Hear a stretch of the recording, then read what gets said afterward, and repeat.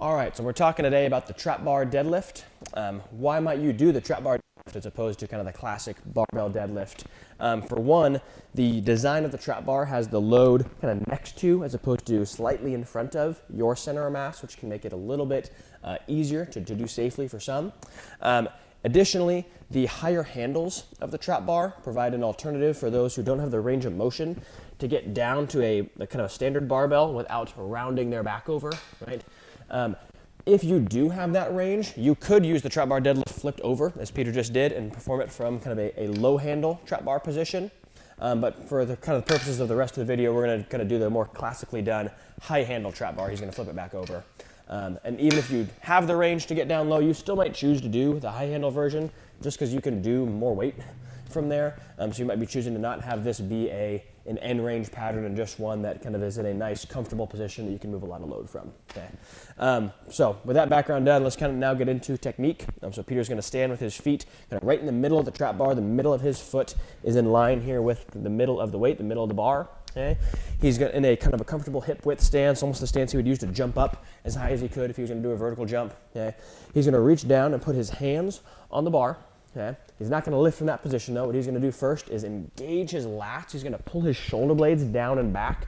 You can see that alone already pulled him into a much nicer looking position. But that lat stability is going to help him keep his torso nice and stiff as he goes into the lift.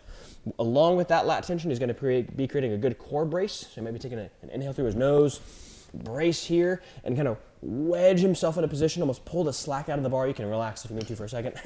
And that pulling the slack out of the bar concept is key. So along with that lat engagement, core engagement, he's pulling the bar up against the plates and kind of wedging himself into the floor to kind of take all this, the slack out of the system, get himself ready for a big, powerful lift. So let's go do that one more time. Hands get set. Lats engage, core engages. As he pulled the slack out, you can hear that little clink, and then he's going to push the floor away. Then control going down, do that again. Pull the slack out, push the floor away.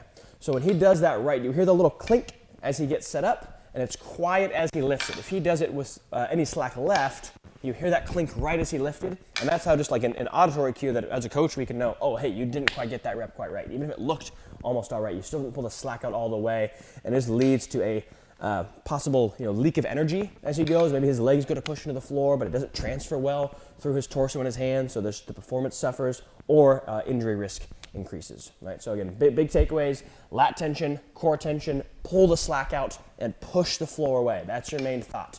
Upper body is stiff, legs are the driver. You're not pulling up with your upper body. Okay. Enjoy.